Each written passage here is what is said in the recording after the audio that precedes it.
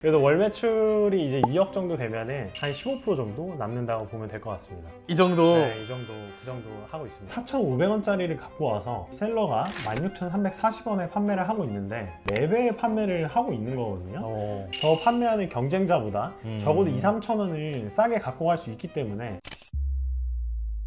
의류 사입과 잡화 사입으로 연매출 20억 정도 매출을 내고 계시는 온비전 셀러님을 오늘 이제 인터뷰자기로 한번 모셨습니다. 저는 이제 월 매출 2억 정도 하고 있는 온비전이라고 하고요. 20억 정도 매출을 하시면은 순수익이 아마 많이들 궁금해 하실 것 같아요. 그래서 네. 중국에서 의류 사입을 해서 온라인에서 20억의 매출을 내었을 때 대략적으로 순수익을 한번 여쭤봐도 될까요? 보통 이제 직원 인건비랑 뭐 사무실이랑 세금이랑 이거저거 뗄 거 다 떼고 나도 네. 한 15% 정도 남는다고 보면 될 것 같습니다. 잠깐만, 그럼 15%면 얼마야? 그냥 15%면 대략 정도 이 정도. 네, 그 정도 하고 있습니다. 저도 쇼핑몰로 갈아타야 될 것 같은데요.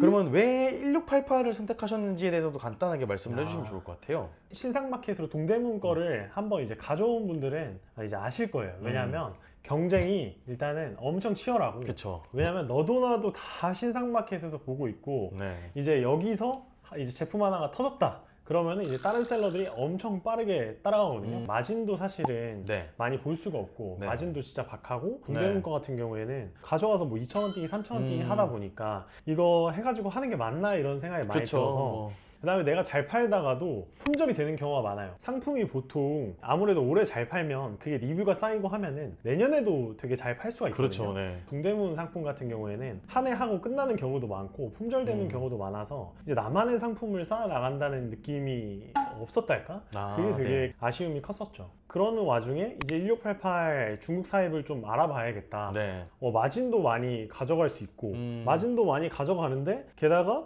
중국 거는 품절도 안 나. 네. 네, 그래서 왜냐면은 중국은 그 제품을 1년이건 2년이건 3년이건 계속 만들거든요. 네. 그리고 중국 측하고 또 얘기를 해가면서 그거를 제작을 할 수도 있어가지고 그런 부분이 확실히 좀 메리트가 커서 네. 중국 사입을 되게 집중해서 했던 것 같습니다.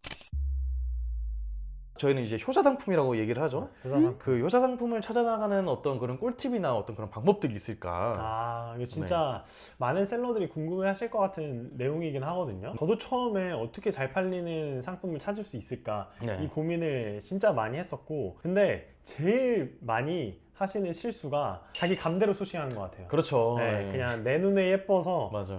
특히나 이제 의류나 잡화 같은 경우에는 본인 스타일이 있어서 이거 내가 좋아하는 거를 갖고 오기가 쉽거든요. 근데 잘못됐죠, 네, 그러면. 그러면 이제 보통 재고로 다 떠안게 되고, 네, 망하는 지름길인 것 같고, 그래서 쉽게 말해서 좀 단계별로 나눠서 얘기를 할 수가 있을 것 같아요. 네. 일단은 초보분들 같은 경우, 내가 처음에 좀 셀링을 시작을 한다 그러면 객관적인 데이터를 바탕으로 소싱을 해야 되고, 네. 그래야 이제 한 개, 두 개, 세 개 팔리는 경험을 좀 할 수가 있는 것 같고, 이제 어느 정도 상품을 이제 보는 눈이 생겼다 그러면 갑자기 핫하게 떠오르는 상품이 있어요. 그거를 빠르게 캐치해서 그 셀러보다 조금 더 메리트 있는 가격으로 사진 느낌도 어느 정도는 비슷하게 맞춰가면은 그것도 되게 매출을 많이 올릴 수 있는 방법이거든요. 근데 거기에 더해서 하나가 신규 상품을 본인이 선정할 수 있어야 돼요. 이미 다른 사람들한테 소개가 된 상품은 아무래도 신선도가 떨어지기 때문에 그 메리트가 조금 약한데, 지금 현재는 존재하지 않는 상품을 갖고 와서 선점을 했을 때, 근데 그 상품이 시장과 맞아 떨어졌을 때 그때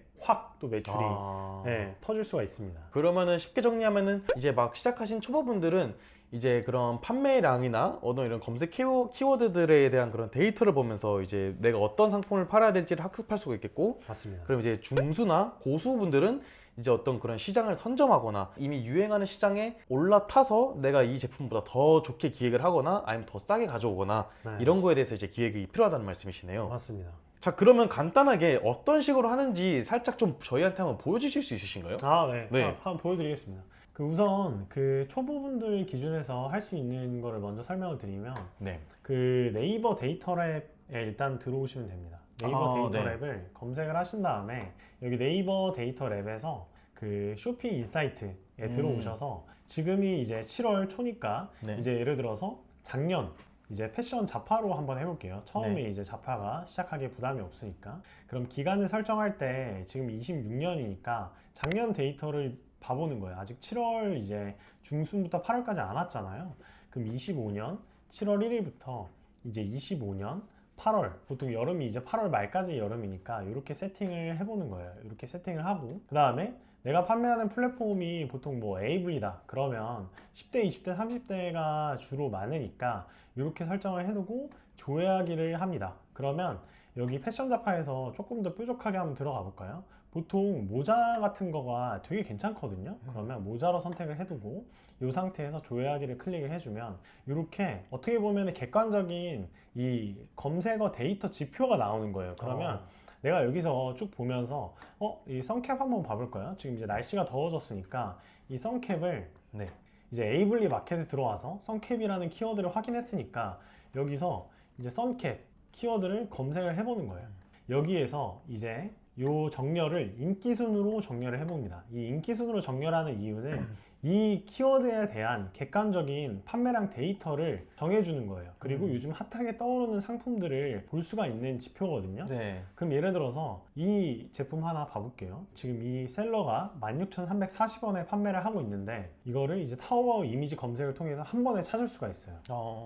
그러면 여기 보면 지금 이 왼쪽에 있는 모자랑 이 모자랑 거의 똑같은 상품이라고 봐야겠죠? 네. 그러면 15위 아니면은 뭐 물류비까지 포함해서 우리가 보통 300원 정도로 곱하는데 지금 4,500원짜리를 갖고 와서 거의 16,000원에 한 4배의 판매를 하고 있는 거거든요. 그럼 내가 이 셀러보다 훨씬 더 메리트 있는 가격으로 가져와서 진행을 한다면 네. 당연히 메리트가 있겠죠? 처음에 이제 초보자 분들 같은 경우에는 네. 이런 식으로 이제 찾아 나가는 연습을 하시면은 판매가 되는 경험을 충분히 하실 수가 있어요. 하나 더 말씀드리면 뭐 500명이 구매하는 중이다. 그러면 리뷰가 아직 덜 쌓였는데 네. 여기 장바구니에 많이 담았다는 거니까 그 핫하게 떠오르는 상품이라는 얘기거든요. 그렇기 때문에 그런 거를 빠르게 따라가면은 네. 매출을 조금 터질 확률이 좀 더 높아진다고 보면 되고 이런 거를 그래도 소싱을 하더라도 보통 이제 2-3개 많으면 10개씩은 팔린다고 보시면 됩니다. 그럼 이런 분들도 어떻게 보면 이렇게 중국에서 수입을 해오는 경우도 많겠네요. 그렇죠. 이거 보통 네. 자파는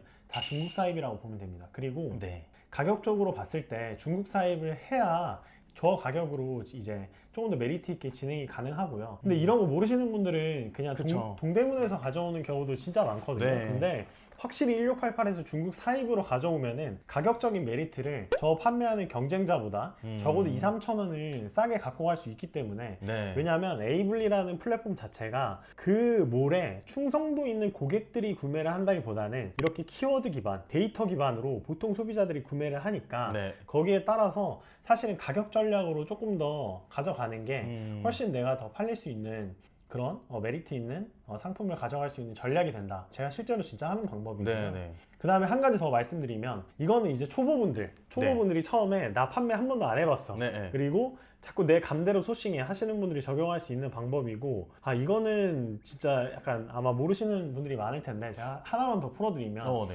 제가 아까 이거 말고 약간 중수 고수로 넘어갈 때는 네. 조금 더 시장에 깔리지 않은 내가 이제 상품을 선점해야 된다 이렇게 말씀드렸잖아요. 네. 근데 그럴 때 어떻게 해야 되냐 약간 궁금한 분들이 많을 거예요. 그럼 그럴 때는 여기 보면은 이 공장에 탑 1, 2 상품이 있는 거예요. 그러면 이 상품 말고도 이런 것도 한 번씩 들어가 보면 도움이 진짜 많이 되거든요. 네. 그러면 아까와 다르게 이런 다른 디자인의 상품들을 또 갖고 와서 얼마 안 하잖아요. 이거 네, 모자 그쵸. 하나에 지금 뭐 한 4,000원 이렇게 하는 건데 네. 그러면은 로또 한 장씩 가격이잖아요. 그쵸. 어떻게 보면은 네. 그럼 이걸로 해가지고 테스트를 또 해보는 거죠. 근데 이러다가 이 디자인이 시장에 없는 디자인인데 내가 먼저 선점해서 고객들한테 네. 보여줬는데 반응이 터지면 이게 이제 나의 효자 상품이 되는 경우가 또 있는 거죠. 근데 요거는 네. 처음 하시는 분들이 하기에는 아마 이제 이런 이제 감들이 없다 보니까 그쵸. 근데 이제 어느 정도 이제 판매를 해보고 내가 객관적인 데이터 소싱이 됐다 하면은 이런 것도 이제 2가지 전략으로 하이브리드로 가야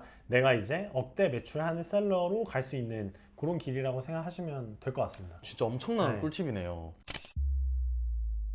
아까는 플랫폼에 들어가서 그 상품을 검색해서 봤다면 네. 네. 메타 광고 라이브러리라는 게 있거든요. 다른 이제 시장에 있는 경쟁자들이 어떤 식으로 광고를 돌리고 있는지를 볼 수 있는 그런 사이트라고 보시면 돼요. 예를 들어서 내가 모자를 판매하고 있던지 아니면 내가 뭐 예를 들어 의류를 판매하고 있던지 그 경쟁자 쇼핑몰 이름을 넣으면 그 경쟁자가 어떤 광고를 돌리고 있는지 네. 이런 게 나오는 거거든요.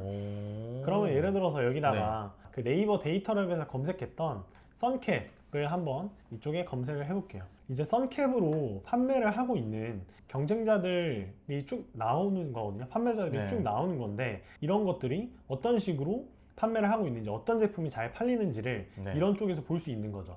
네, 이렇게 해서 볼 수도 있고, 그래서 이게 보통 노출도 순으로 나온다는 거는 그만큼 광고비에 돈을 많이 태운다는 거예요. 그렇죠. 그럼 많이 태운다는 거는 뭐냐? 그만큼 판매가 된다는 거기 때문에 이 음. 순으로 쭉 봐도 되고, 여기다 이제 본인이 보고 있는 그런 쇼핑몰들이나 경쟁자 쇼핑몰들이 있을 거 아니에요. 그럼 예를 네. 들어 온비전이라고 치면 네. 그 온비전이 판매하고 있는 그 제품들이 잘 팔리는 순서대로 나올 거예요. 네, 그럼 그거 가지고 이제 상품을 소싱해보면 자사몰대로 또 소싱하는 방법이다, 이렇게 생각하시면 될 것 같습니다. 우리는 어쨌든 팔릴 확률을 높여가는 게임을 하는 건데 네. 제일 좋은 전략이 가격적으로 메리트를 가져갈 수 있기 때문에 경쟁자 대비해서 가격 경쟁력을 가져갈 수 있다. 이게 진짜 제일 크고요. 네네. 그래서 이걸로 하는 게 사실 제일 판매에는 제일 좋습니다. 왜냐하면 네.